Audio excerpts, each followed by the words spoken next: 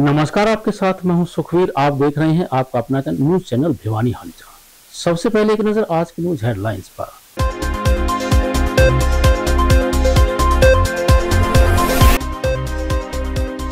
ओलावृष्टि से बर्बाद फसलों के मुआवजे की मांग को लेकर किसानों ने किया प्रदर्शन, सौंपा मांग पत्र।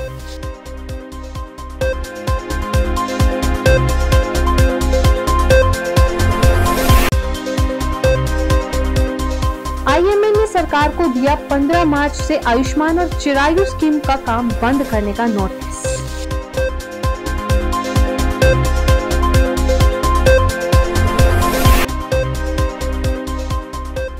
एचटेट परीक्षा पर फिर उठा विवाद, अभ्यर्थियों ने नारेबाजी कर जताया रोष।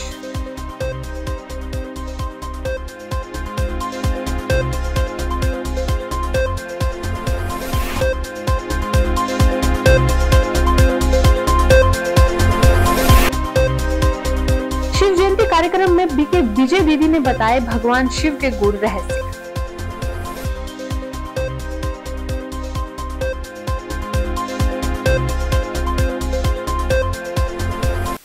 और अब खबरें विस्तार से।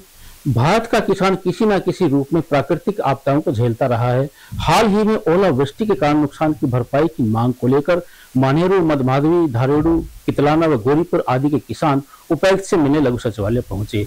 विधायक घनश्याम सर्राफ व सीटीएम विशाल को सौंपे एक ज्ञापन के माध्यम से किसानों ने सरकार से विशेष गिरदावरी करवाकर फसल नुकसान का मुआवजा देने की मांग की।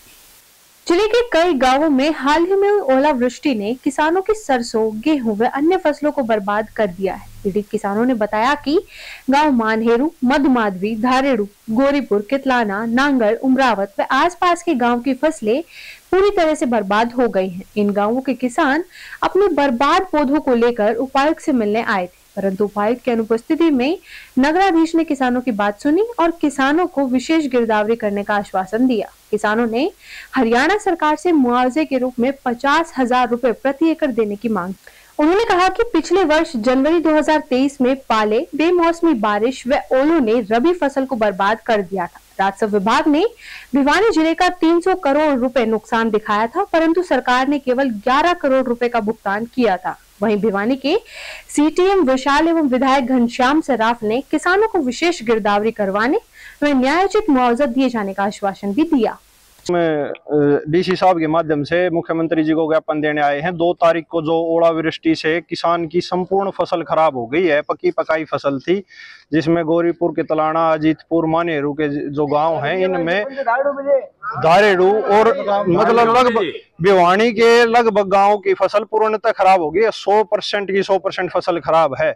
7 से 8 आंगल ओले, अपने देसी भाषा में बोला तो 1 बलांद ओले पड़ रहे हैं और इतना नुकसान हुआ है कि किसान का नहीं बचा कुछ भी।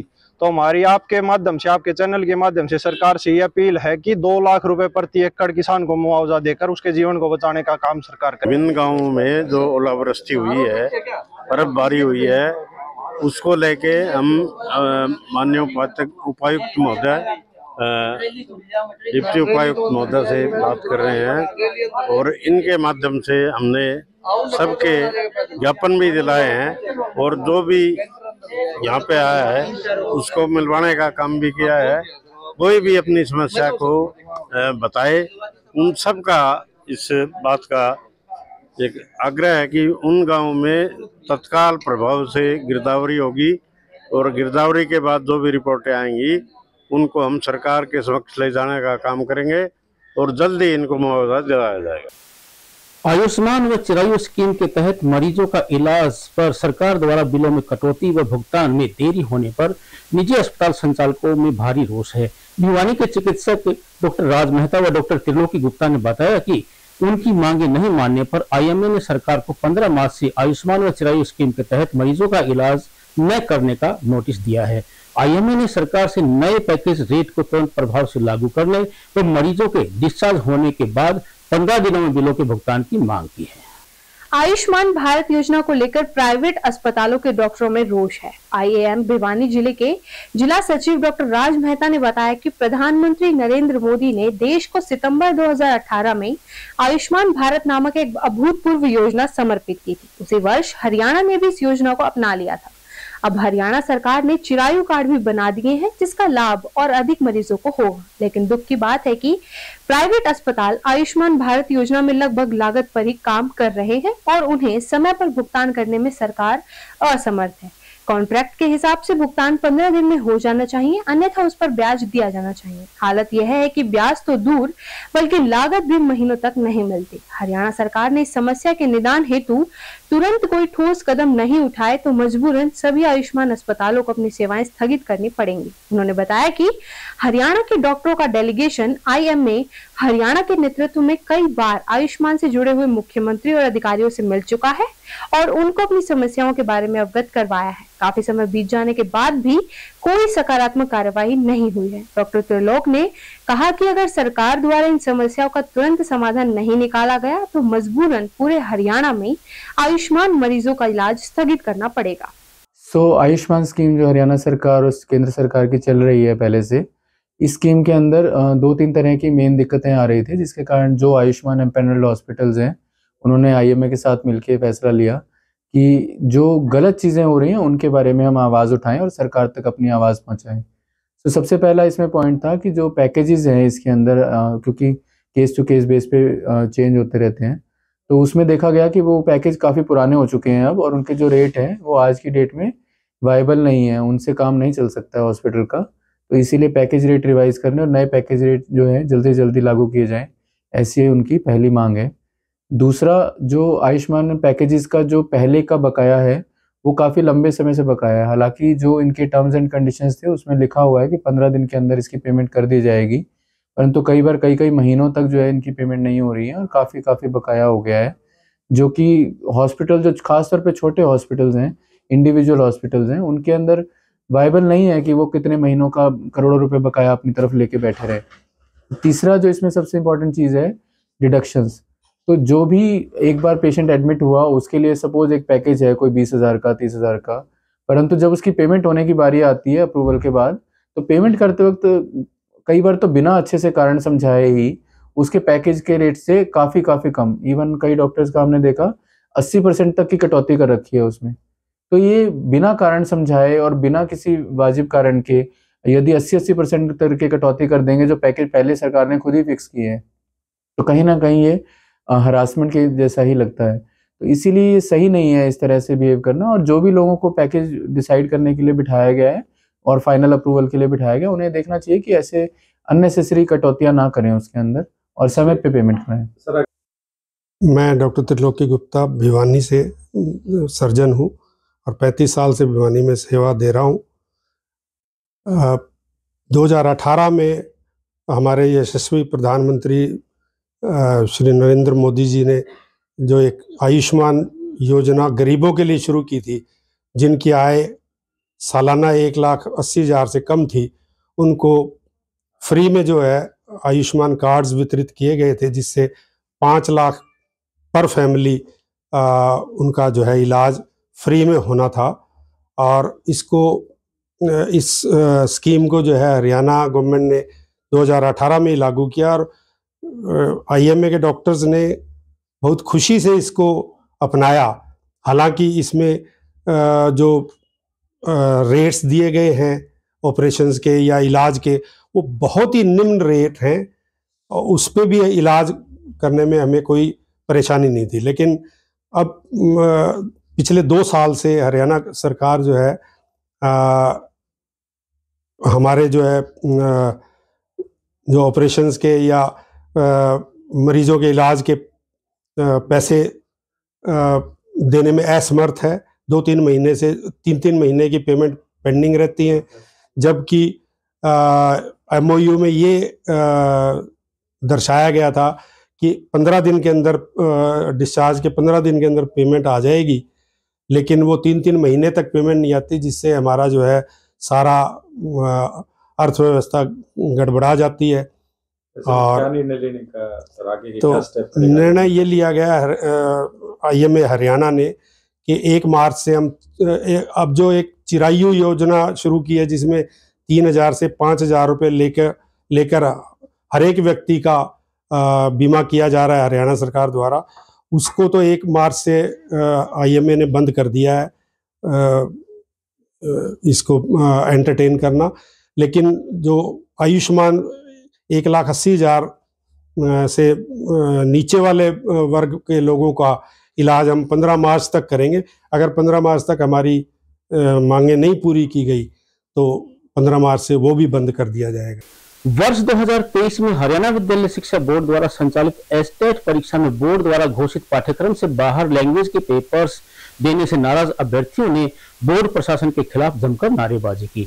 नारेबाजी कर रहे अभ्यर्थियों ने इस मामले में संबंधित अधिकारियों के खिलाफ कार्रवाई करने व सिलेबस से बाहर प्रश्नों के ग्रेस मार्क्स देने की मांग की। दिसंबर 2023 में आयोजित एचटेट परीक्षा में लैंग्वेज के दोनों पेपर में ग्रेस मार्क्स दिए जाने की मांग को लेकर एक बार फिर एचटेट अभ्यर्थी शिक्षा बोर्ड के बाहर एकत्रित हुए व जमकर नारेबाजी करते हुए रोष प्रदर्शन किया।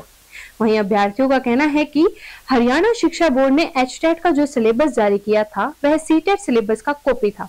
अभ्यर्थियों ने कहा कि दोनों पेपर का सिलेबस एक जैसा होने के बावजूद भी पेपर पैटर्न को अलग रखा गया, जो कि अभ्यर्थियों के साथ नाइंसाफी। वहीं बोर्ड द्वारा लैंग्वेज के पेपर में अभ्यर्थियों को ग्रेस मार्क्स दिए जाने का भी कोई प्रावधान नहीं किया गया। अभ्यर्थियों ने मांग की है कि बोर्ड चेयरमैन सचिव पर कार्रवाई की जाए और उन्हें उनके पदों से निष्कासित किया जाए। मेरा नाम कपिल यादव है, मैं कनीना महेंद्रगढ़ से बिलोंग करता हूं और मैं एस्टेट, टीजीटी और पीजीटी अभ्यर्थी रहा हूं। जो एस्टेट एग्जाम हुआ था दिसंबर में, उसमें इस बार जो एस्टेट का एग्जाम हुआ तो उससे पहले हरियाणा बोर्ड ने सिलेबस दिया था कि इस सिलेबस से एग्जाम पूछा है और सिलेबस बोर्ड ने दिया नहीं, इन्होंने सीटेट का सिलेबस उठा के कॉपी पेस्ट करके दिया था। तो हमारा मानना ये है कि अगर सीटेट जो है एक सेंट्रल बॉडी कराती है, सेंट्रल गवर्नमेंट कराती है, सीबीएसई कंडक्ट कराती है, स्टेट उनको फॉलो करते हैं।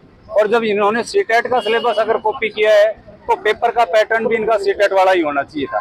जब हमने एग्जाम में जाके क्वेश्चन पेपर देखा तो इनका जो स्टेट का एग्जाम था उसमें हिंदी और इंग्लिश का जो पोर्शन था उसमें उन्होंने एज यूजुअल जो पुराना वाला पूछ रहे थे वही इन्होंने पूछा है। हमारा ऑब्जेक्शन ये है कि जो आपने सिलेबस दिया है आप उससे पूछिए। आप इसके लिए हमने आके बोर्ड में अवगत कराया, सेक्रेटरी मैडम को करवाया, चेयरमैन को करवाया। ये तो अपनी जिद पे अड़े हुए हैं जो हमने करवाया था। हाँ जी, पहले 11 दिसंबर को मैं आया था, हमारे साथ और भी साथी थे, इनको अवगत कराया था। कोर्ट में भी मामला गया हुआ है। कोर्ट में जो मामला गया है इन्होंने ये बोला है कि जी इस तरह से किसी भी तरह के ग्रेस का कोई प्रावधान नहीं है और ऐसे हम ग्रेस मार्क्स नहीं देते। जबकि आउट ऑफ सिलेबस का इन्होंने आरटीआई में जवाब दिया है कि 2017 में जो टीजीटी पंजाबी में 21 नंबर का ग्रेस दिया था वो आउट ऑफ सिलेबस होने के कारण दिया गया था। हमारे पास आरटीआई की कॉपी है, हम वो आरटीआई आप लोगों को सबमिट करवा सकते हैं। 21 नंबर जब वहाँ दे सकते हैं तो यहाँ पे 30 नंबर क्यों नहीं दे सकते? सर इन्होंने ना 2011 से स्टेट ले रहे हैं तो इन्होंने मतलब अभी तक जो 4-5 डिवाइड होता है ये इसमें पार्ट में, अभी इन्होंने कहीं पर भी ये नहीं लिखा भाई आपको इस पार्ट में इतने परसेंटेज लेनी है, कोई परसेंटेज नहीं किया। अब मान लो ये कह रहे हैं भाई कोई भी बच्चा 30 में से 30 नहीं ले सकता, क्यों नहीं ले सकता सर? अगर मान लो कोई बच्चा 30 में से अगर 18-20 नंबर ले रहा है उसको तो ये 1 नंबर की भी नहीं ग्रेस दे रहे। अगर कोई 0 या 5 नंबर ले रहा है उसको जिन्होंने 18 नंबर की ग्रेस दे दी। वो कह रहे हैं जब हम एजुकेशन से जुड़े हुए हैं, जब इन्होंने सिलेबस मेंशन किया था सर तो उस टाइम इन्होंने ये अगर हम बिना पढ़े उस सिलेबस को 18-20 नंबर ले सकते हैं तो पढ़ने के बाद हम 30 क्यों नहीं ले सकते? परमपिता परमात्मा निराकार व अजन्मा है, यह कहना है राजयोगिनी बीके विजय दीदी का। रुद्रा कॉलोनी स्थित परमपिता ब्रह्मा कुमारी ईश्वरीय विश्वविद्यालय में उन्होंने त्रिमूर्ति शिव जयंती कार्यक्रम का झंडा फहराकर शुभारंभ किया। उन्होंने कहा कि किसी भी पर्व को मनाने की सफलता तभी है जब उससे जुड़े रहस्यों को अपनाकर अपने जीवन में उतारने का संकल्प ले। प्रजापिता ब्रह्म कुमारी ईश्वरीय विश्वविद्यालय रुद्रा कॉलोनी में त्रिमूर्ति शिव जयंती कार्यक्रम में राजयोगिनी बीके विजय दीदी ने कहा कि हम शिवरात्रि पर जिन शिव शंकर की पूजा अर्चना करते हैं ये एक ना होकर भिन्न है। मंदिर में उपस्थित शिवलिंग परम पिता परमात्मा शिव का प्रतीक है जो अजन्मा है, सर्व का कल्याणकारी है, निराकार ज्योति बिंदु है। इसलिए शिवलिंग पर 3 सफेद लाइनों के बीच एक लाल बिंदी भी दिखती है। दूसरी प्रतिमा आकारी रूपधारी शंकर देवता की है जो स्वयं भी आके बंद शिव के ध्यान में मगन है। यही कारण है कि हम शिव परमात्मा नमः और शंकर देवता नमः कहते हैं। वहीं उन्होंने सभी को शिवरात्रि पर्व की शुभकामनाएं देते हुए कहा कि किसी भी पर्व को मनाने की सफलता तभी है जब हम उससे जुड़े रहस्य को समझते हुए उन्हें अपनाकर अपने जीवन को और अपने आसपास को बेहतरीन और खुशनुमा बनाएं। मुख्य अतिथि केएम बीएड कॉलेज के प्रिंसिपल समाज सेवी राजीव शर्मा ने भी शिवरात्रि की शुभकामनाएं देते हुए कहा कि यह पर्व अपने अंदर की सर्व बुराइयों को प्रभु पर समर्पित करने का है।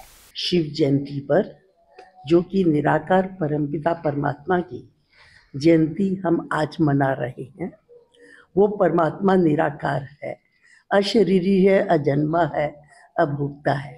तो आप पूछेंगे उनकी जयंती कैसे, जन्म कैसे, क्योंकि वो गर्भ से तो जन्म लेता नहीं है, इसलिए वो किसी साधारण तन में प्रवेश करके और दिव्य ज्ञान हम बच्चों को देते हैं, क्योंकि वो ज्ञान का सागर है और सबका पिता है। तो मात पिता बंधु सखा टीचर सतगुरु सर्व संबंध वो हमारे से निभाता है। प्रैक्टिकल में उन संबंधों की हमें भाषा देता है और ज्ञान सुना करके हमारे संस्कारों का परिवर्तन करता है। जो आज हम भिखारी बन चुके हैं, बदचलन बन चुके हैं, हमारा चरित्र खराब हो चुका है, उस चरित्र को सुधारते हैं। तो उनकी ये शिक्षा है कि बच्चे कभी भी किसी को दुख नहीं देना है, हर एक को आत्मिक दृष्टि से देखना है, क्योंकि आत्मा रूप में सब भाई भाई हैं, आपके सभी भाई हैं, एक पिता की संतान है। इसलिए कहते हैं हिंदू चीनी मुस्लिम भाई भाई, तो हम सब भाई भाई हैं। इसलिए किसी के प्रति बुरी दृष्टि रखना, अशुभ सोचना, किसी के अवगुणों को देखना, ये सब पाप है। इसलिए कभी भी कोई पाप का कर्म नहीं करना है। मन में हमेशा मन वचन से और कर्म से प्यूरिटी हो। प्यूरिटी अर्थात कोई नेगेटिव संकल्प ना हो, कोई व्यर्थ संकल्प ना हो, सदा शुद्ध संकल्प हो, जिससे कि कर्म भी श्रेष्ठ होते हैं। इसलिए हमको शुद्ध बोलना है, शुद्ध करना है और शुद्ध ही देखना है। जितनी हमारे अंदर पवित्रता आती जाएगी, उतना ही शिव पिता की याद हम बच्चों में रहेगी और उस परमात्मा के द्वारा हमें शक्ति मिलेगी, पवित्रता मिलेगी, सुख मिलेगा और शांति मिलेगी। जयंती के कार्यक्रम पे हमारे ब्रह्मा कुमारी ईश्वरीय विश्वविद्यालय जो जोनल हेड ऑफिस है ORC, वहाँ से हमारी दीदी आई। हमने एक शोभा यात्रा निकाली और जिसके थ्रू जो शिव पिता है उसका स्वागत किया। और इस कार्यक्रम के अंदर केएम बीएड कॉलेज से राजीव शर्मा जी भी यहाँ उपस्थित रहे और नरोत्तम बागड़ी मीडिया विंग से यहाँ उपस्थित रहे। तो इस कार्यक्रम का उद्देश्य था कि मनुष्य के अंदर आध्यात्मिकता को जगा करके बुराइयों का अंधकार मिटाना और सद्गुणों का प्रकाश लाना। बस इसी उद्देश्य के साथ हमने इस शिव जयंती को मनाया। अब एक खबर चलते चलते, पूर्व पार्षद हर्षदीप डुडेजा को भाजपा का जिला उपाध्यक्ष बनाए जाने पर सर्व खत्री समाज द्वारा आयोजित अभिनंदन समारोह शक्ति प्रदर्शन बन गया। आयोजक इस बात को लेकर खुश थे कि भीड़ उम्मीद से ज्यादा जुटी थी। समारोह की अध्यक्षता वरिष्ठ जन सोहनलाल पोपली ने की, तो हर्षदीप डुडेजा ने बुजुर्गों का माला पहनाकर उनसे आशीर्वाद प्राप्त किया। कार्यक्रम में जींद के विधायक कृष्ण मिड्डा, जिला अध्यक्ष मुकेश गौड़, युवा अध्यक्ष राहुल मुंडाल, सौदानंद आर्य व सीएम की बहन बीना अरोड़ा विशेष रूप से मौजूद थी। अब फिर से एक नजर आज की न्यूज हेडलाइंस पर।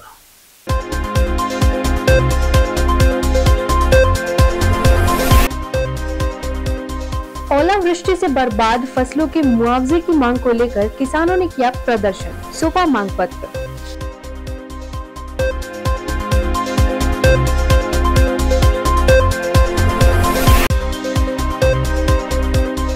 आईएमए ने सरकार को दिया 15 मार्च से आयुष्मान और चिरायु स्कीम का काम बंद करने का नोटिस।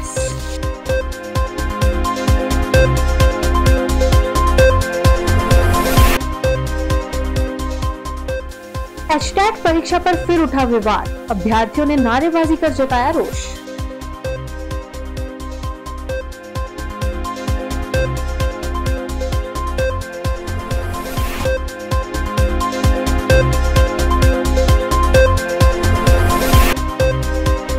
शिव जयंती कार्यक्रम में बीके विजय दीदी ने बताए भगवान शिव के गुण रहस्य।